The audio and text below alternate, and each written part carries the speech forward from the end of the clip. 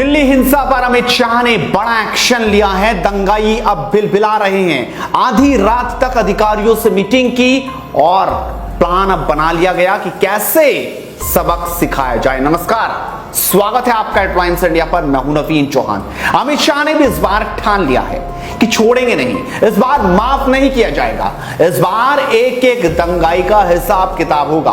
पत्थर मारने वालों का ऐसा हाल किया जाएगा कि पत्थर उठाने से पहले अब उनकी रूह भी सवाल उन्हीं से पूछेगी।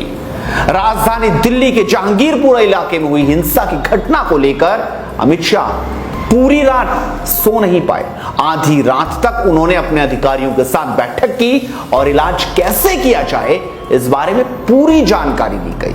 आधिकारिक सूत्रों की बात की जाए तो केंद्रीय गृह मंत्री अमित शाह ने दिल्ली पुलिस के 2 बड़े अधिकारियों से बात की और उनको जरूरी कार्रवाई के निर्देश दे दिए कि हमें नहीं पता, हमें तो ये बताएं कि जो दंगाई थे उनका इलाज क्या हुआ।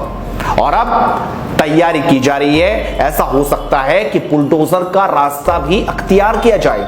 जी हां, खुद बीजेपी के नेता कपिल मिश्रा ने कहा है कि इनकी संपत्ति सीज कर देनी चाहिए। उन्होंने क्या कुछ कहा आप खुद सुनिए और उसके बाद आपको दिखाएंगे कि 24 घंटे से पहले कुछ दंगाई तो अब पकड़ लिए गए हैं। जहांगीरपुरी में ये जो हमला हुआ है ये संयोग नहीं है, ये प्रयोग है और इसको आतंकी हमले की तरह ही डील किया जाना चाहिए।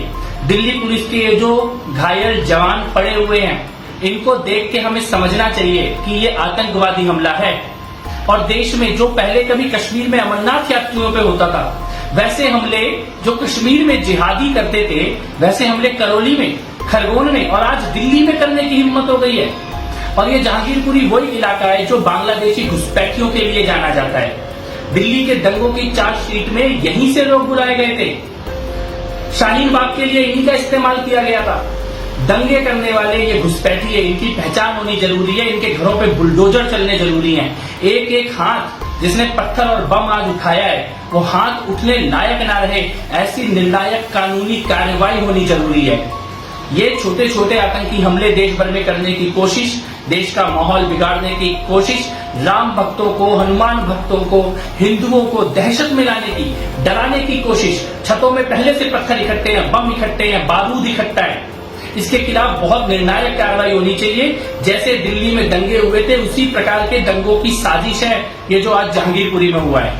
इस हिंसा में 8 पुलिसकर्मियों समेत करीब 9 लोग घायल हुए हैं। हिंसा के आरोप में असमल समेत अब तक 15 लोगों की गिरफ्तारी हो चुकी है। अंसार नाम के शख्स ने लोगों से बहस की थी। हेडलाइंस इंडिया के पास FIR की वो कॉपी भी है। उसके मुताबिक जब शोभा यात्रा जहांगीरपुरी के C ब्लॉक में जामा मस्जिद के पास पहुंची थी तो अंसार नाम के एक आदमी अपने 4-5 साथियों के साथ पहुंचा और शोभा यात्रा में शामिल लोगों से बहस करने लगा। इसके बाद ही विवाद बढ़ गया और पत्थरबाजी शुरू हो गई। बड़ी खबर यह है कि जिन 15 लोगों की गिरफ्तारी हुई है उसमें अंसार भी शामिल है। FIR में क्या क्या लिखा है जरा एक बार उस पर गौर कर लेते हैं। शाम 6 बजे शोभा यात्रा जहांगीरपुरी के जामा मस्जिद पहुंची। अंसार नाम का आदमी 4-5 साथियों के साथ पहुंचा। अंसार ने शोभा यात्रा में शामिल लोगों से बहस की, झगड़ा बढ़ा और पत्थरबाजी शुरू हो गई। हिंसा काबू करने के लिए 40-50 आंसू गैस के गोले भी छोड़े गए। भीड़ की तरफ से फायरिंग भी की गई। गोली लगने से SI मेदालाल जख्मी हो गए। फायरिंग पथराव कर सांप्रदायिक दंगा किया गया। आप समझ सकते हैं। और इसमें किसी प्रकार की कोई दो राय नहीं है कि अगर जो पिछली हिंसा दिल्ली में हुई थी, अगर उस वक्त एक तगड़ा एक्शन होता, एक नजीर पेश की जाती तो शायद आज ये तस्वीर ना दिखाई देती। लेकिन दिल्ली पुलिस को अब ये सोचना होगा कि कैसे उन्हें सख्त से सख्त एक्शन दंगाइयों पे करना होगा ताकि आगे ऐसी घटनाओं की पुनरावृत्ति ना हो पाए। आप अपनी राय जरूर रखिए, इस वीडियो को शेयर जरूर कीजिए और लगातार जुड़ रही है हेडलाइंस इंडिया के साथ, क्योंकि मुद्दे की बात इसी तरीके से बदस्तूर जारी रहेगी। नमस्कार।